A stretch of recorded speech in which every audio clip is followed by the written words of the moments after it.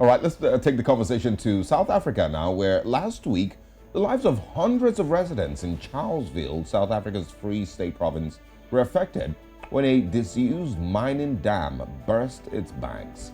Homes collapsed and vehicles were washed away, leading to one person dying, four people also going missing, and over 300 left homeless. It is understood that when the dam wall collapsed, it caused a mudslide which resulted in flooding in several areas in the town. Power outages and mobile blackouts ensued after infrastructure was destroyed. The state has since declared the area a disaster. The gift of the Givers Foundation, the largest non-governmental organization to provide a disaster response in Africa, has been on the scene and has been very instrumental in helping the displaced families over the last week, along with other South Africans who, of course, have stepped in to ensure that these people, get some level of support and some succor. We spoke about this, earlier, and how shocking this must be, and some of the things that it's important to point here. This was a disused dam. I'm not sure it was currently functional, but of course we will be hoping that the South African government steps in and is able to provide some support for these ones who have been affected. About 300 that have been rendered homeless. Right. I mean, you put it rightly when we started the show, mentioning how imagine having a normal day one day and the next day you're homeless. You alongside 299 other people or 299 other families. It's just very sad and shocking to see. But, this is what's happening in South Africa. We have more information coming your way. We'll be looking at outside Africa in a moment, and we have Joe Hansen on standby for that.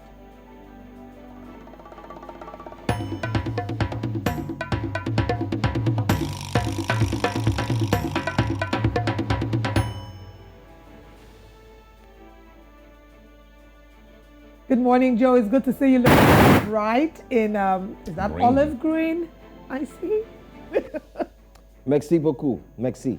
Wow, Joe is in his French element. I appreciate. All right, bienvenue to Breakfast Central. What's happening outside Africa? Well, a lot is happening. I'm sure you do know that it's all about the death and the burial of the Queen. But let me take you into that story very quickly, as we also have a critical issue concerning that story. Well, the body of Queen Elizabeth II has been buried at the King George VI Memorial Chapel in Windsor on Monday evening, local time, according to the official website of the royal family, who put that out clearly. The Queen was buried together with her late husband, Prince Philip, after a private burial service attended by King Charles III and other members of the royal family.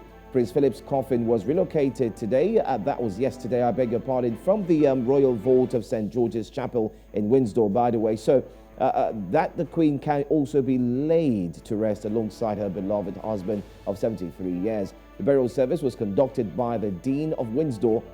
Monday's funeral, by the way, came 11 days after the longest-serving monarch in British history died, aged 96, at Balmoral Castle in Scotland on September 8.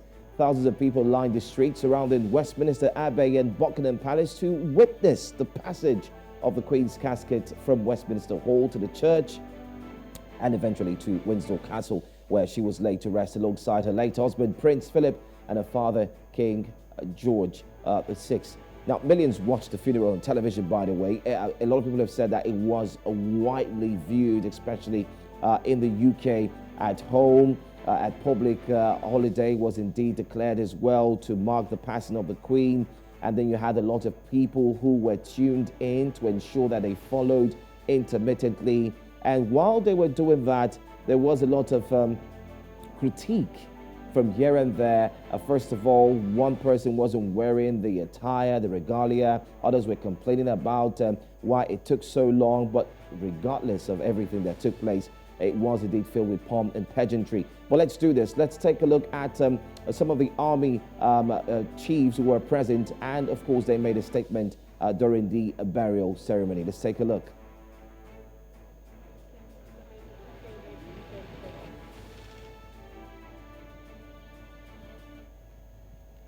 Okay, well, I think first, as you pointed out, a historic event, and one that is unlikely to happen perhaps in another lifetime. Just the sheer,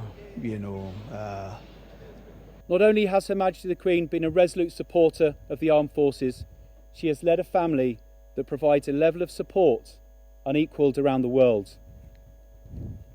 After 70 years of selfless service to our nation and also her unconstrained devotion to her armed forces, I'm proud to stand on parade in Kenya with my Queen's Commission, wearing my medals that bear her image, to pay my final respects to one of the greatest leaders of our time.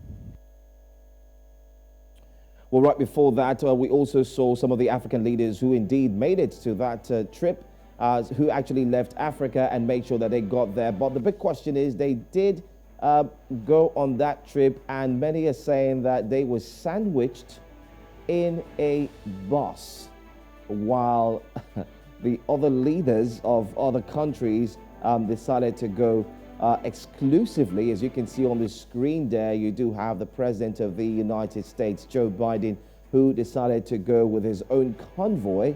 And many people were indeed talking tough about this. They were wondering, how is it that the African leaders didn't go just as the United States president indeed showed up? You also have the France president who showed up with his wife, looking as usual, dazzling and amazing.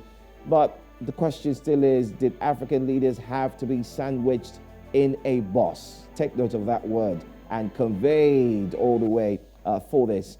You do also see the man there, the Kenyan president, who also made it there. Not forgetting too, you do have Samia Suluhu Hassan. You have so many other people who made it. You have President Cyril Ramaphosa, Nana Akufo-Addo, Paul Kagame of South Africa. You also have many others who did indeed make it there. William Ruto and the likes. So that's what everyone is talking about concerning the funeral, the burial as well, concerning African leaders who indeed had to go. But President Yomi Osibajo, that's Professor Yomi Osibajo, the Vice President of Nigeria, Senior Advocate of Nigeria, also spoke during the ceremony.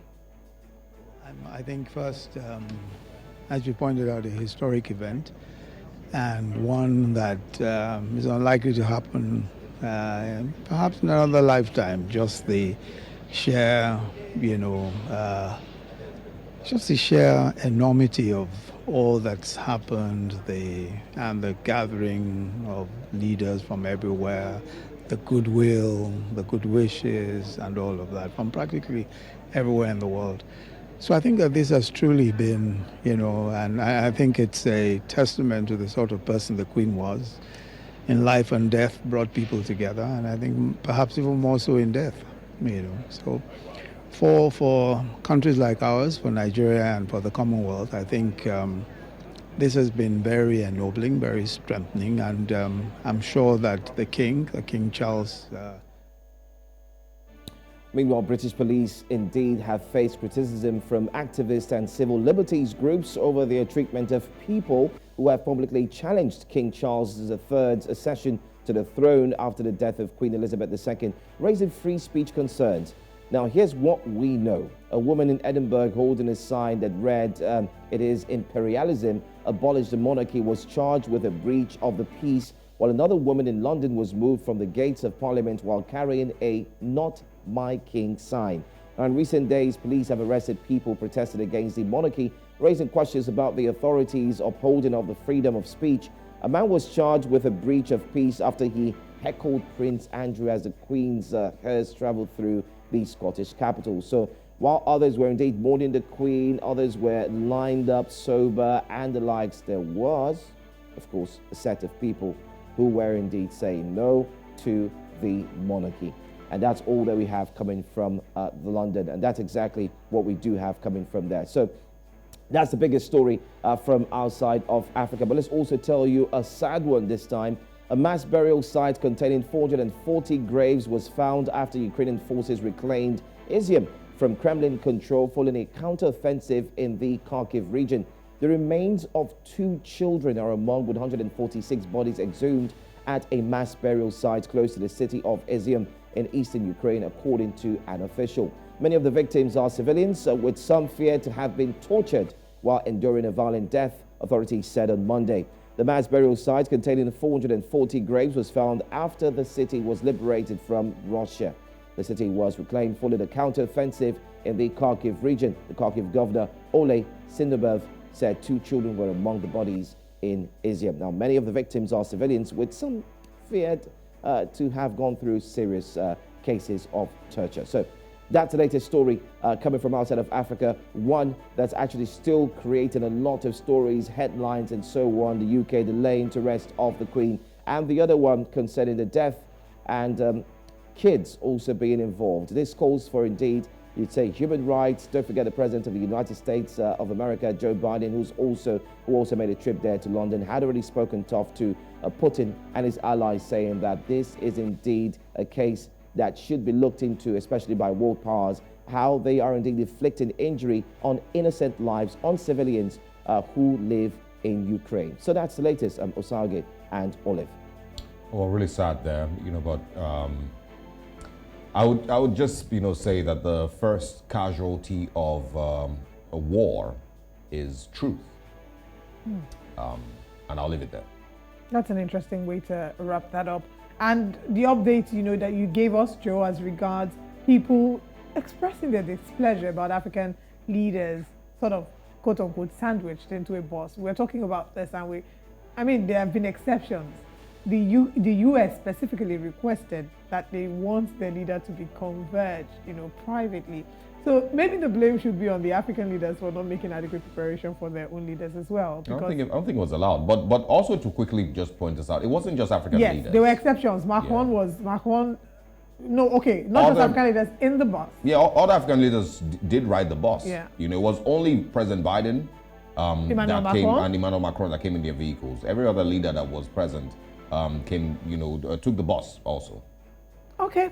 This is a conversation that has sparked, there was Japanese Emperor and there was Canada's Justin Trudeau. Yeah. Right? Just several reactions. Maybe we should ask our followers. But you should know that the reason why a lot of Africans are indeed talking about this is based on the backstory of the British colony and its impact on some of the African countries. A lot of Africans are still feeling that these leaders shouldn't have gone there, if at all, based on the past of what has happened between the British and so on. And then they felt that if they were even going to go, they ought to have been honored and given a preferential treatment.